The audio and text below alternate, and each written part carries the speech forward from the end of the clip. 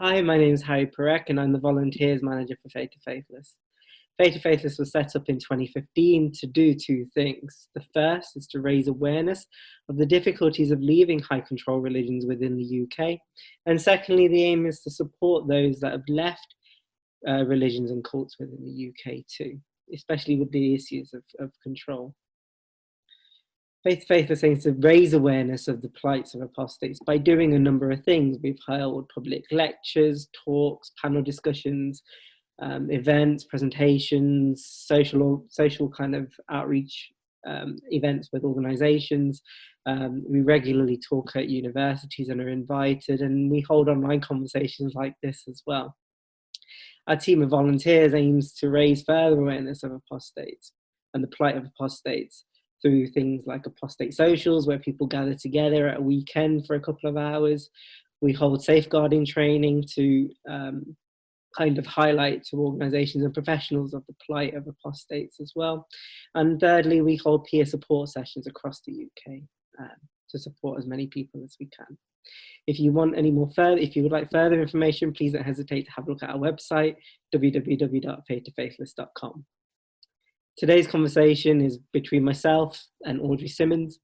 Audrey is a member and is part of the Association of Black Humanists. Today's session aims to talk about the journey within apostasy, or from religion, or from being religious towards apostasy. So I hope you enjoy. Take care, and thank you very much. So today, what we wanted to kind of bridge on and talk about is the difficulties within apostasy. So, you know, the struggle is a bitch. And without trying to use too much profanity, I think it sums up really how difficult the journey or the transition is from going from being religious to going to non-religious. What do you think, Audrey? It absolutely is difficult.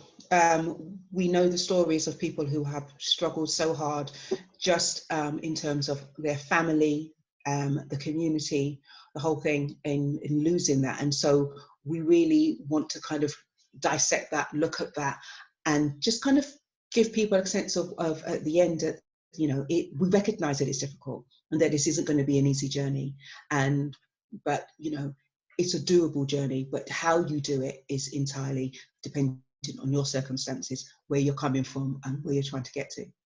And that's kind of like, because there's no point, I think it's really kind of, it's not fair, I think, for people that have gone through it, gone at the other end, and then be like, well, I did it, so why can't you? You know, the kind of rhetoric of going, well, why would you be in something so silly? Like, all of those things aren't really helpful, because as I remember, when you're within a religious faith and when you're within the construct and the organisation and all of that jazz, it isn't silly and it isn't this and it isn't that. It's actually a really serious, or it's a real kind of it's like the focal point of everything that you do. Like you know, it's like you know, when you have like that really strong grandma in a family, it's like everything revolves around that grandma. Little bit like that, and then why would that be silly, and why would that be, you know, anything else, right? Yeah, absolutely. And we have to recognize that even though we've left the idea of religion and the idea of believing in a God, we haven't left our communities, our values, and all of those things that made us up. We haven't disbanded those things. They're still part of us, but we're trying to unpack and unpick who we are now, and we're trying to just kind of, but we have to know that there is a process, and it's a difficult one, and a lot of times a lot of people lose a lot.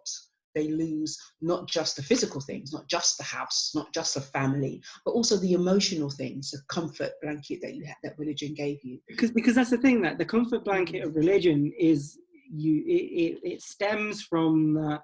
I mean, I remember it stems from that personal relationship you have with that being, so with God, with a number of gods, or with the organization itself, or, you know, it's that personal relationship that you have with that transcendent being, for example.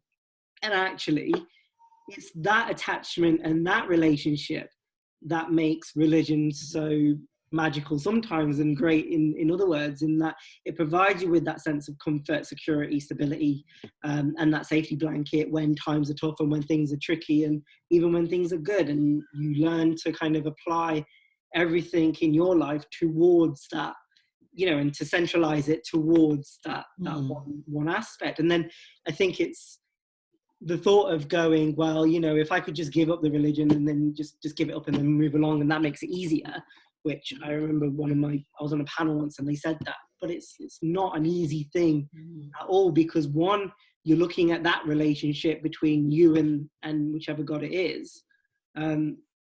And then if you're going to break that relationship down, so you're going to end that relationship, then you're ending that attachment, and you're ending the way that your brain technically works in periods of stress or threat or whatever.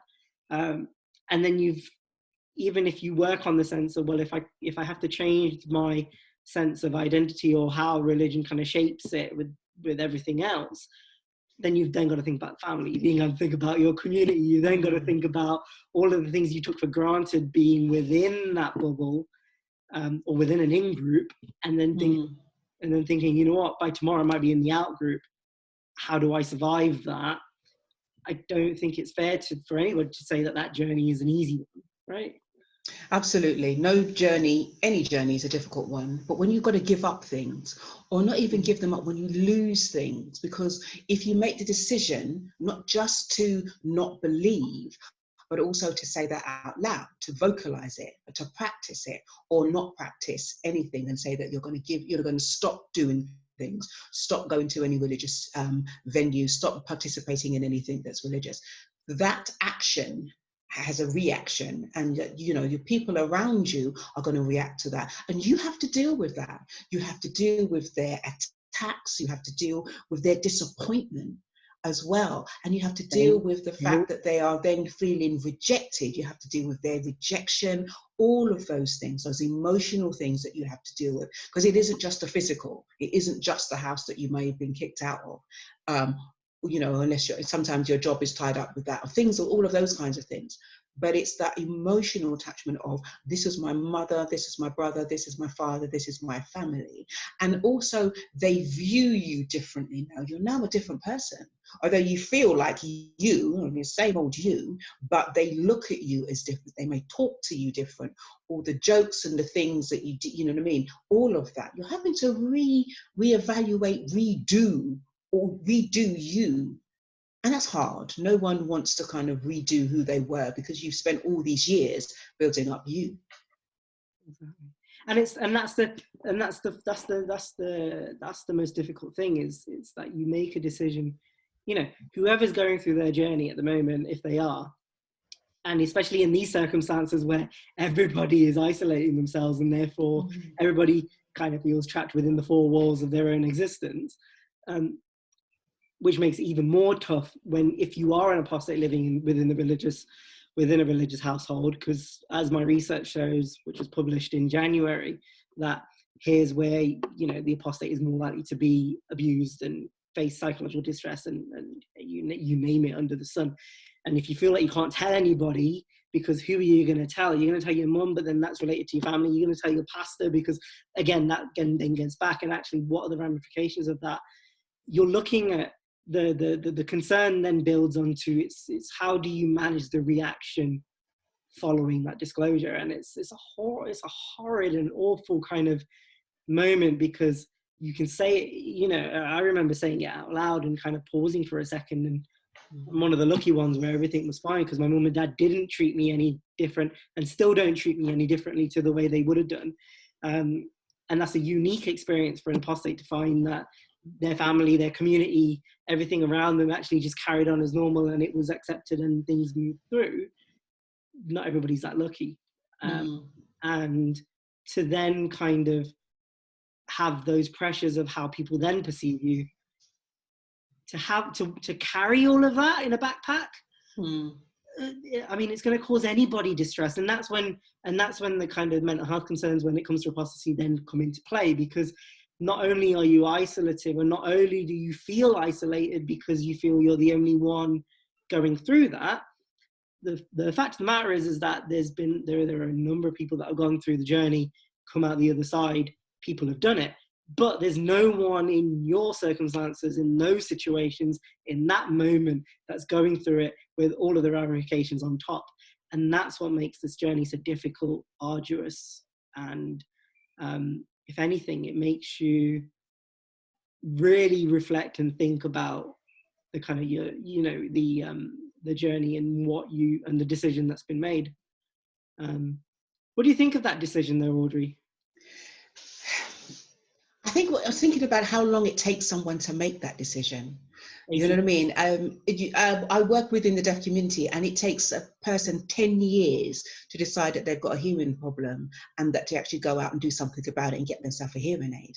And I don't know the figures of how long it takes a person from the moment they decide, actually, this isn't where I want to be, this, you know what I mean, I'm a non-believer, and actually making the decision to leave. How long does that take? And right? There's no answer. Yeah, there's no answer. There isn't. And how much of a build-up that you have to give yourself before you do. And some people I know do it in increments. So they might not go every Sunday, or they might, you know what I mean, they start backing out of things. They used to be in choir and then they back out of that. And you kind of do it in these little baby steps, because you're trying to unravel who you are and all of those things, you know what I mean? All the responsibilities and little jobs that you had within your, you know, within your church community, or you kind of, you know, relinquish them, and then trying to take a smaller role. And that's just you building up and building, because as you remove one thing, you're trying to replace it with something else and building up your strength. That's usually when people are reading on YouTube becomes their best friend. Do you know what I mean? And they're looking for any little morsel of something that will feed them, so that they have the strength to then say, actually, I'm not going to go this Sunday, and to kind of give them the language that they need to say the things that actually, no, I'm not going to do that. And it's a long journey. It's a long time to do all of that, and the strength that you need just to kind of make those little tiny decisions that you have to make before you make any kind of huge decision to say, actually, no, this is me, I'm done, I'm out of here. There's the little tiny decisions that you've had to have made to get to that big one, and how long that takes really depends on you. And nobody has the answer to that.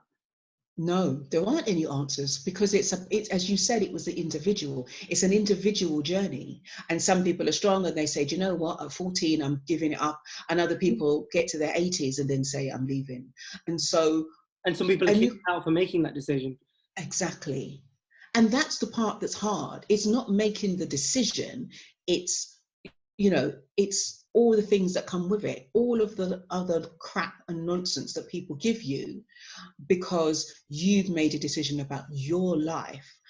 But that decision isn't just about your life. The decision that you're making is about your family's life. How are they going to be looked at in the community if you're the one atheist in the whole family? You know what I mean? You know what I mean? Right? The black sheep, exactly. Just you, and everybody else is going to church and putting on their clothes. Everybody else is dressed up in their Saturday hat and on their Sunday hat, if you're, you know what I mean, if you're not 7-day. And then the societal pressure towards the family and the community, within the community, of going, you spawned a kid that became... Exactly. And you know what I mean? You know, brother so-and-so's child. Yeah. And there are complications, because then that family then has to shadow that backpack again. Yes. On behalf of their child that has perhaps gone through that journey or is going, for example. It's not a simple, easy answer for anyone, really. But I don't know. I think it's a really tricky one to talk about. It is tricky. It's difficult because it becomes an added pressure, because you're not making a decision based on you and the things that you want. You know, it's not like, do I take a job or do I not take a job? You know, is it more money? Or those kinds of things that you make just for your own. When you've got to think of other people as well, they're not their reaction, and the people that are around them and their reaction, and this kind of whole sort of list of other people that you have to take into consideration for making a personal decision or understanding a personal conclusion that you've come to. Yeah, like your own perspective, and you're making yourself. It's like the clarity of what you know, where the way you see the world, really, and whether that's a religious one or a non-religious one, you make those choices. And the thing is that when it comes to the point where because for example, I had somebody once tell me, like a friend, and he was just like, he's like, so you're non-religious? Like, well, yeah. He was, well, I was in undergrad, and like, well, have you told your grandma? Mm. And you know, and when I held my freshers fair for my society at Northampton as well, and you know, I had a number of religious people come up to me going that you're a traitor, and you're this, and you're that. And actually, in those moments, when you think about them now, you're like, wow, Jesus, like that wasn't great. But actually, if it's a decision that you've made, then how do you stick with that, with those extra kind of pressures? Because yeah, I never told my grandma, because why would I cause her distress when she's, you know, where she's at the moment? Like, at the end of the day, she knows me for me, and interestingly, my grandparents accept me just the way that I am. So, which is music to any apostate's ears, really, in that nothing really changed, which is again an anomaly. So I'm roughly, yeah. My family are okay as long as I don't mention it. I mean, my immediate family are okay. The wider family, my aunts, struggle, and they forget sometimes. So, you know what I mean? And I sometimes I remind them, and sometimes I don't. It just depends. Do you know what I mean? So at Christmas, when they want to do the grace, I try and get my cousins to say the grace at the table. But you know, but Auntie might just say to me, "Audrey, you say grace," and it's that decision that you're trying to make. Does that bother you?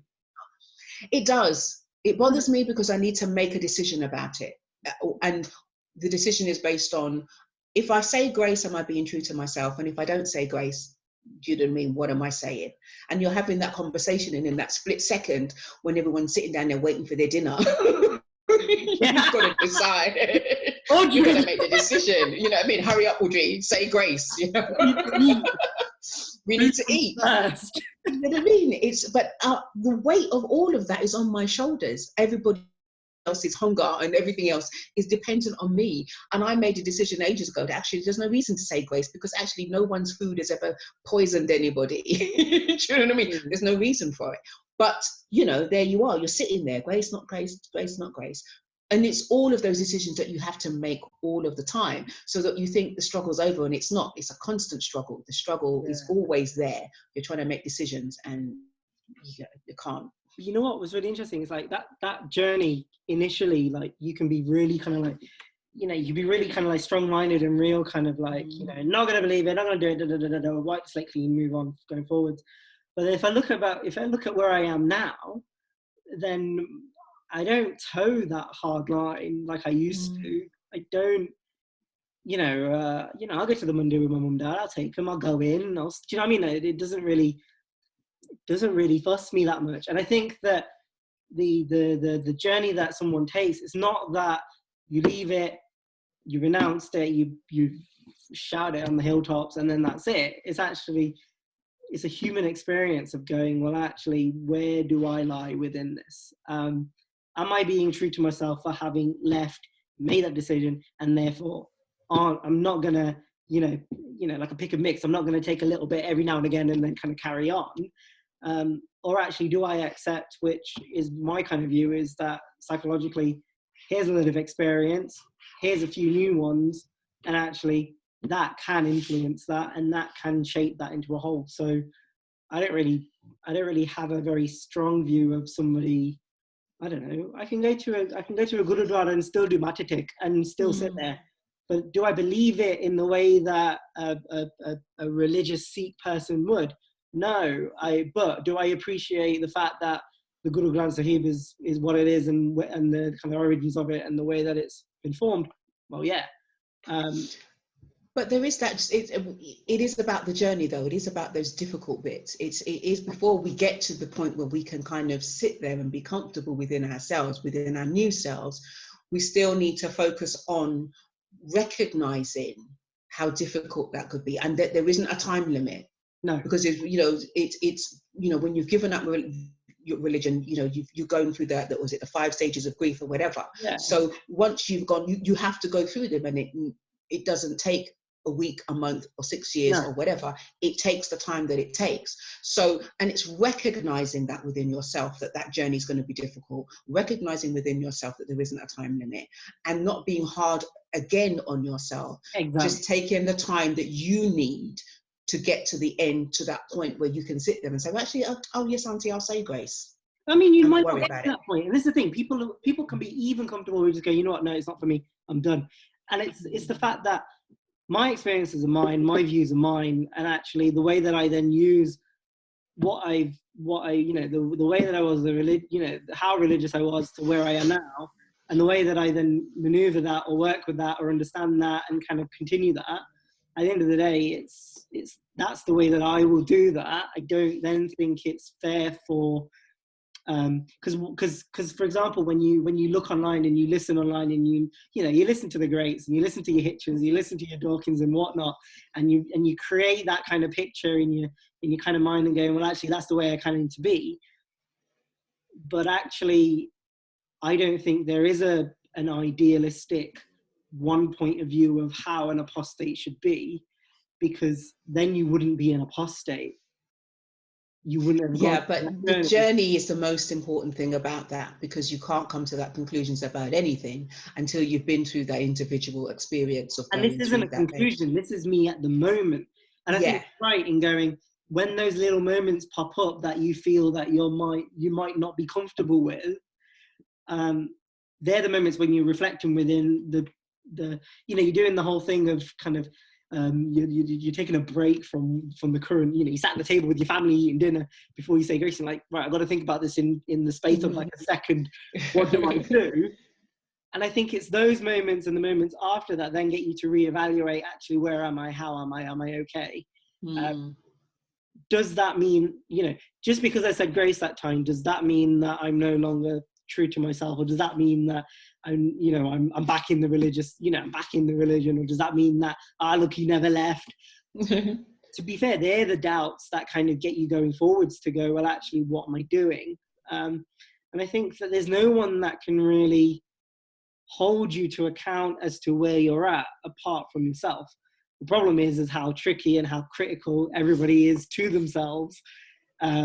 And that just increases the difficulty within that journey. And think about it, you're losing something or you're stopping something that once meant everything to you, like a divorce. So if you were talking to someone now who's looking at that journey, what would be your one sort of phrase that you would say to them, and or comforting word or something? How would you sum everything up? I mean, if it's comforting, then the journey is a bitch. Yeah. I mean, that's not helpful, but I think it kind of allows that person to accept that this isn't a quick fix. This isn't something that's you're not gonna go to bed and then wake up the next day going, right, here we go, isolation and all those kind of, it's not one of those things where you can be like, I'm just not feeling myself right, I'm gonna go isolate, sort it out, and I'll be back. Yeah. Isolation never helps anyone, which is why the current period is so difficult. But it's not a quick fix, and it's not going to happen so quickly. So no, I think the takeaway from this, and the one-liner that Audrey's asked about, is basically saying it's your choice. You just need to be aware of the ramifications, if there are, for that journey. But it's going to be difficult, but it's okay that it's not okay, but the difficulty is part of it, and that you just need to think about it, and you'll get through it somehow. Because you're changing you're changing your actual perspective and your identity formation of who you are. Not going to be easy.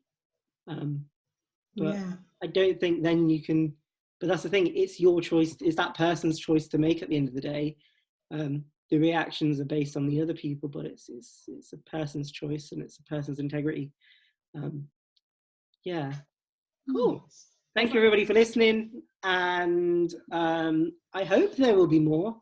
Let us know what you think. Hopefully the feedback will be okay. It is the first one, so there's always going to be things that can improve, which we can always do, and hopefully this can kind of continue into something more than just a one-off occurrence due to COVID-19, hey?